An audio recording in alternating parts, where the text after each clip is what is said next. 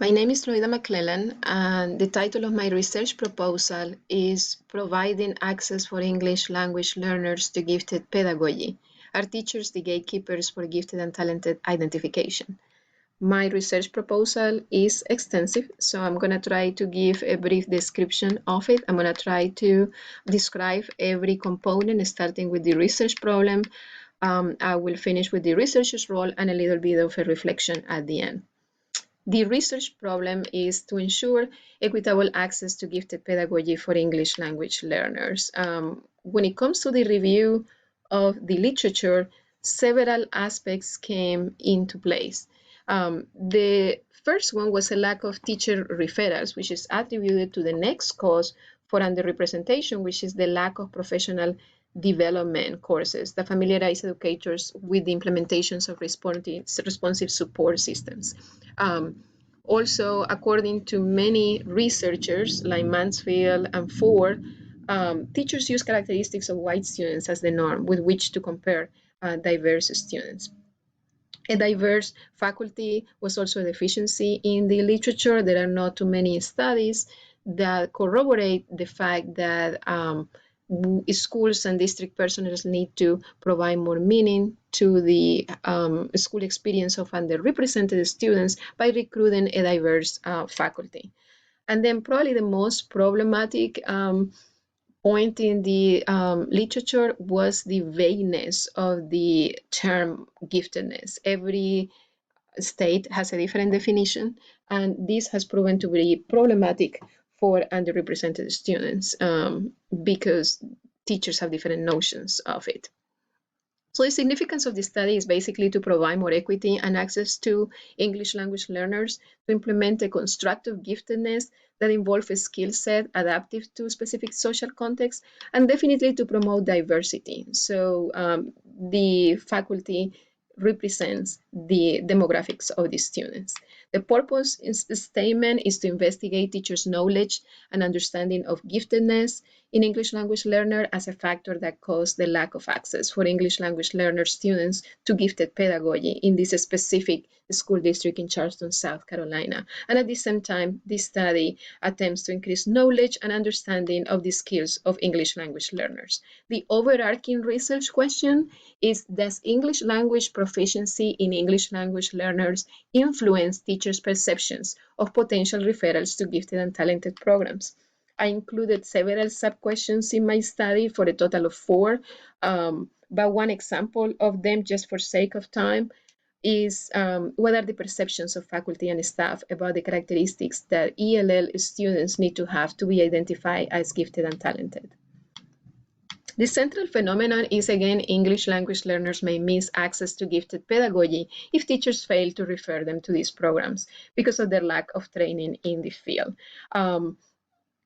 As a theoretical framework in my study, I used Bastin's 7 stages of change and the 7 stages of grief because going through change is hard, and this is an overwhelming challenge of changing teachers' perceptions towards a specific population of students. So it will go from disbelief, surprise, resistance, to hopefully, as professional development advances and professional learning communities are more supportive about these students, to of course, evaluation of their practices, testing of their practices, and commitment will follow.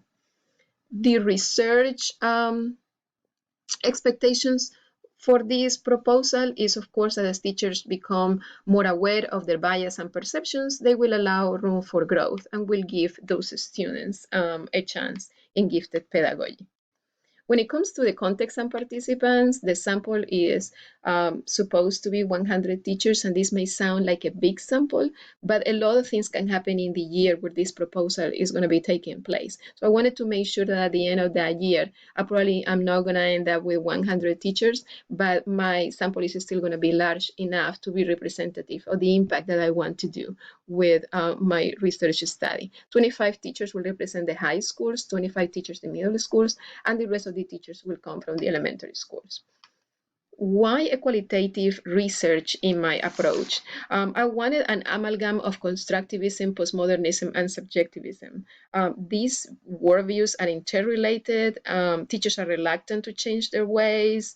They often think that they are always correct. All of the participants come from different schools. So an amalgam of these three worldviews along with the implementation of Bastian's framework of change, will allow me to analyze the topic from several lenses. And it will allow me also to delve into the perceptions of these teachers. The data sources, as I said before, is 100 participants. I will do 2 rounds of interviews. There will be a pre-interview and a post-interview. The procedure will include, I will design an interview protocol with a script with open-ended questions. I will pilot that interview protocol. Once that I piloted that protocol, I will correct it for ambiguities or things that didn't work, and I will end up with my real interview. There are several ethical considerations to take into account in this study because we're dealing with a certain population of students and teachers as well. But I will make sure that I will protect them, obtaining consent, and then the interviews will be also conducted in the language of the participants. And as the role of a researcher, I think the video that I'm going to attach to this presentation definitely describes what the role of the researcher, of me as a researcher, is going to be in this study. I think this video describes accurately what I wanted to do because the overarching theme of my study is change. So this study involves changing people's minds and changing people's heart to a population of students who did not necessarily choose to be here, but as educators and as an educator who have had contact with gifted and talented population before and English language learners population before, it's not just my responsibility, but it's every teacher's responsibility to serve them to the best of their abilities. Changing teachers' perspectives towards creating pathways to ensure students access and equity in gifted pedagogy is a challenging process, as we can see what this host is doing. It is possible that participants may provide skewed information or become resistant to the process. But I can even see that in many instances, it will feel that we are alone and in this battle. But with persistence and always acting in good faith, we can definitely make progress. And we can definitely change people's minds, one student at a time or one dance at a time. Thank you so much.